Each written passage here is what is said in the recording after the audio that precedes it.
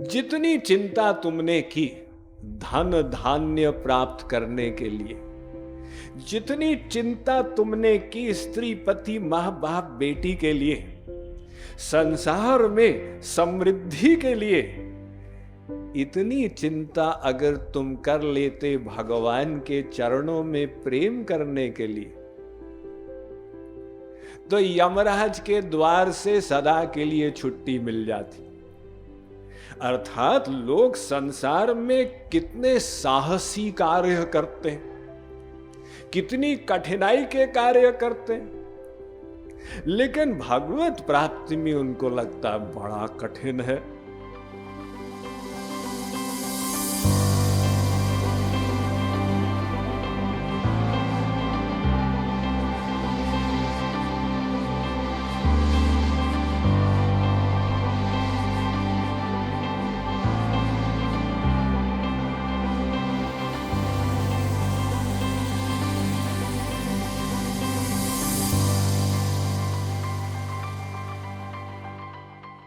गीता के द्वितीय अध्याय का 44वां श्लोक। हो गईश्वर्य प्रसक्तानां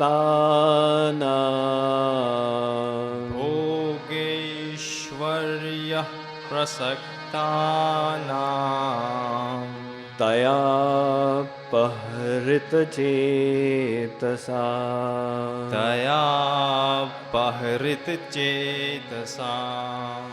व्यवसायात्मिका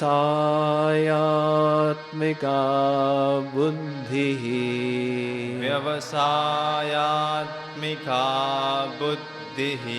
समाधौ न विधीयते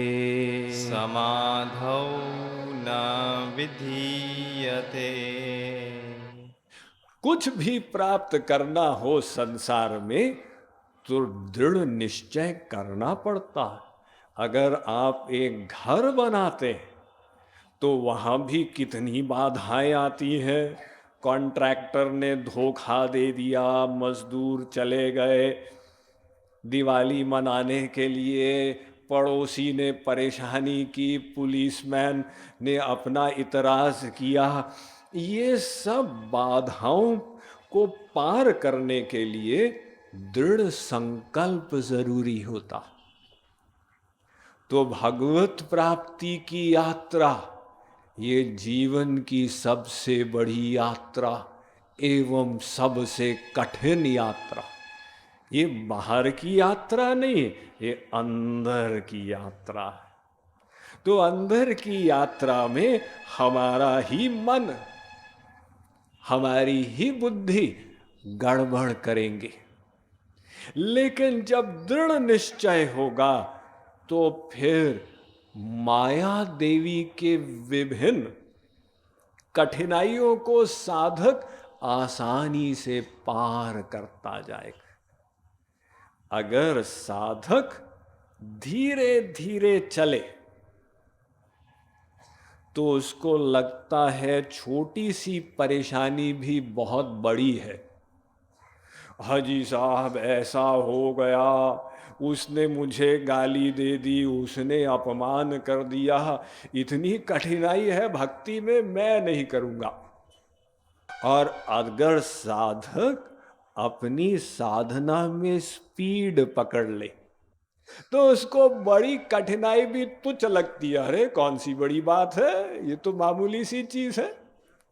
या चिंता भुवि पुत्र पौत्र भरण व्यापार संभाषणे सा चिंता यदि नंदन पदार द्वंद्वार विंदेक्षणम का चिंता यमराज भीम सदन द्वार प्रयाणे विभो। जितनी चिंता तुमने की धन धान्य प्राप्त करने के लिए, जितनी चिंता तुमने की स्त्री पति मां बाप बेटी के लिए, संसार में समृद्धि के लिए, इतनी चिंता अगर तुम कर लेते भगवान के चरणों में प्रेम करने के लिए, तो यमराज के द्वार से सदा के लिए छुट्टी मिल जाती। अर्थात लोग संसार में कितने साहसी कार्य करते हैं, कितनी कठिनाई के कार्य करते हैं, लेकिन भगवत प्राप्ति में उनको लगता बड़ा कठिन है। लोग आकर हमसे पूछते हैं, स्वामी जी आप जो बोलते हैं मन को भगवान में लगाओ, ये बड़ा कठिन है। हम कहते हैं आपके कितने बच्चे हैं? 2 बच्चे हैं स्वामी जी। तो उनको बड़ा करना क्या आसान काम था? कितना बड़ा प्रोजेक्ट होता है जब माँ बाप बच्चे को बड़ा करते हैं, कितनी परेशानियां, कितनी कठिनाई। तो ये सब आपने किया ना संसार में, तो आपको वो तो कठिन लगा नहीं, और भगवान के यहां कठिन लग रहा। तो हम लोग संसार में इतना कर लेते हैं, भगवान के यहां क्यों नहीं कर सकते? जरूर कर सकते हैं। हम लोग थोड़े से में निराश हो जाते हैं, और संसार में निराश नहीं हुए। एक व्यापारी है, उसने स्कीम बनाई, मैं तो करोड़पति बनूंगा, और अपने योजना के साथ व्यापार किया, लेकिन घाटा हो गया। उसने कहा कोई बात नहीं, इस साल घाटा हो गया, अगले साल हम देख लेंगे। अब वो अगले साल फिर से कुछ बात नहीं बनी, फिर उसने कहा अगले साल देख लेंगे।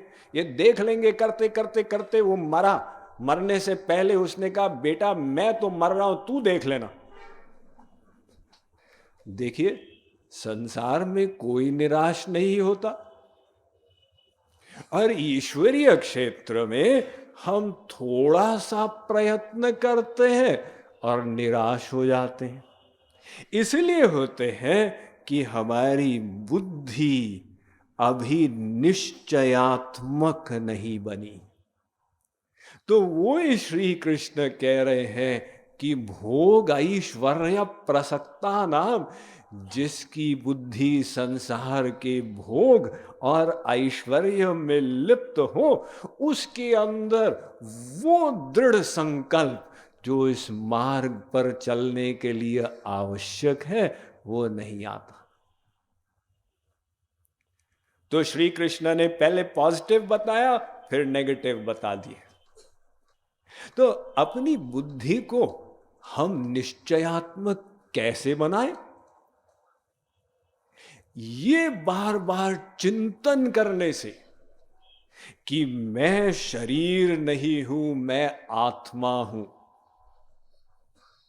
और आत्मा का विषय संसार है ही नहीं, आत्मा का विषय भगवान है। इसलिए संसार कितना भी मिल जाए, उसमें मेरी आत्मा की तृप्ति कभी नहीं हो सकती।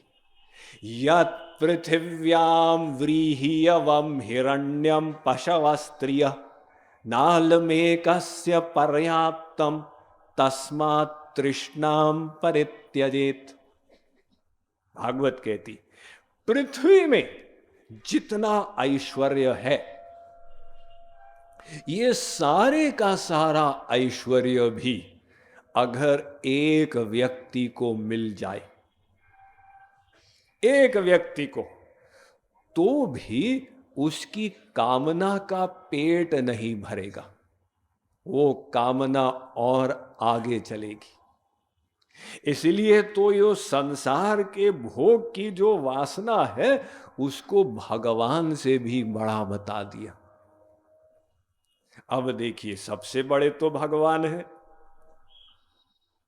गिरिर्महान गिरेरब्धिर महानब्धिर्नभो महत् नभसोपि परम ब्रह्म ततोप्याशः दुरत्यया। पहाड़ तो बड़ा है ही, पहाड़ से बड़ा क्या है?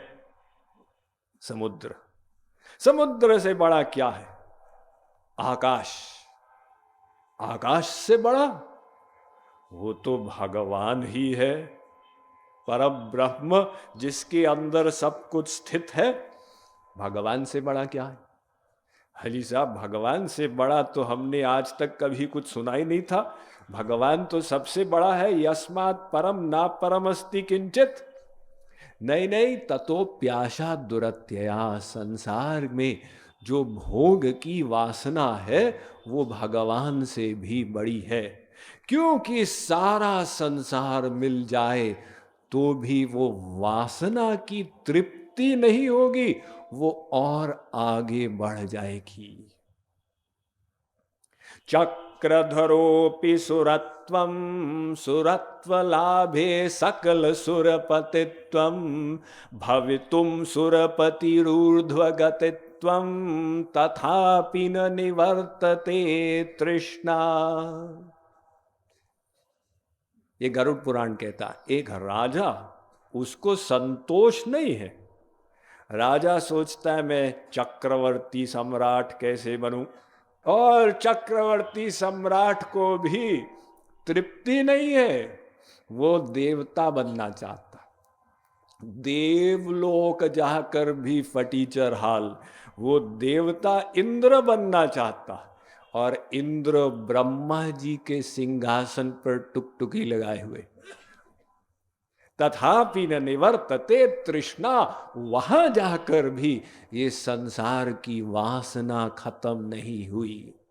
तो इसीलिए जो साधक इस मार्ग पे चलना चाहे, वो सर्वप्रथम ये निश्चय कर ले कि संसार में सुख नहीं है। अब देखिए, हमने कहा, आपने सुना, लेकिन आप डाउट करेंगे, ये स्वामी जी ने कहा लेकिन ऐसा कैसे? सब लोग तो संसार में सुख खोजते, ये थोड़े से बाबा लोग बोलते हैं संसार में सुख नहीं। हम बहुमत को माने या अन्य मत को माने? देखिए, सत्य का निर्णय बहुमत से नहीं होता। ये बहुमत तो संसार का सिद्धांत है, सत्य का निर्णय श्रेष्ठ मत से होता।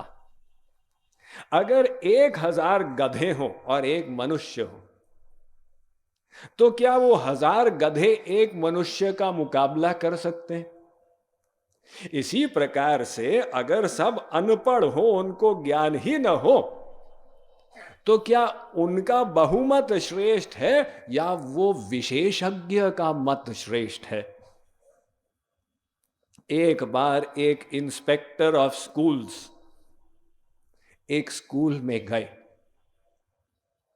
वो जाते हैं इंस्पेक्शन के लिए, स्कूल ठीक ठाक चल रहा है कि नहीं। तो उन्होंने जाकर क्लास में पूछा, विद्यार्थियों, मैं तुमको जनरल नॉलेज का प्रश्न करूंगा, बताओ शिव धनुष किसने तोड़ा? शिव धनुष था ना, जो रामायण में आता है। एक राजा जनक के दरबार में था, एक परशुराम जी के पास था। उन्होंने कहा, बताओ शिव धनुष किसने तोड़ा? पूरी कक्षा चुप थी। तो इंस्पेक्टर ने टीचर की ओर देखा कि ये विद्यार्थी कैसे हैं, इतना सरल प्रश्न मैं पूछ रहा हूं, इनको पता नहीं है क्या? टीचर ने कहा, बताओ शिव धनुष किसने तोड़ा? तो गुस्से में देख रहा था एक विद्यार्थी की ओर, वो विद्यार्थी खड़ा हो गया। उसने कहा, मास्टर साहब मैंने नहीं तोड़ा। अब तो इंस्पेक्टर साहब और नाराज हुए। अगर सब चुप रह जाते तो भी 0/100 तो था, ये तो माइनस में चले गए। ये कहता है मैंने नहीं तोड़ा। उसने कहा टीचर से कि अब मैं क्या रिपोर्ट लिखूं? ये कहता है मैंने नहीं तोड़ा। टीचर ने कहा, सर आप इस बात को बिल्कुल फील मत कीजिए, नाराज मत होइए। मैं उस विद्यार्थी का स्वभाव जानता हूं, उसको झूठ बोलने की आदत है, मेरी राय में उसने ही तोड़ा होगा। अब इंस्पेक्टर ने कहा, लो ये टीचर भी उसी कक्षा का निकला, वो कहता है इसने ही शिव धनुष तोड़ा होगा। वो सीधा गया क्लास से बाहर प्रिंसिपल के ऑफिस में और प्रिंसिपल से उसने कहा कि आपके स्कूल में कैसे विद्यार्थी हैं, कैसे टीचर हैं। मैंने प्रश्न किया कक्षा में कि शिव धनुष किसने तोड़ा। एक विद्यार्थी खड़ा हुआ, मैंने नहीं तोड़ा, उसका टीचर कहता उसने ही तोड़ा होगा। आप बताइए। प्रिंसिपल ने कहा सर अब जो टूट गया सो टूट गया, क्या इतनी चर्चा करें। आप जब गवर्नमेंट के फंड भेजेंगे शिव धनुष के पैसे माइनस करके भेज देना। इंस्पेक्टर ने कहा ये तो अंधेर नगरी। तो इसी प्रकार से सब तो जीव संसार में मायाधीन है। तो मायाधीन जीवों के बहुमत से सत्य का निर्णय नहीं होता। सत्य का निर्णय होगा शास्त्रों से।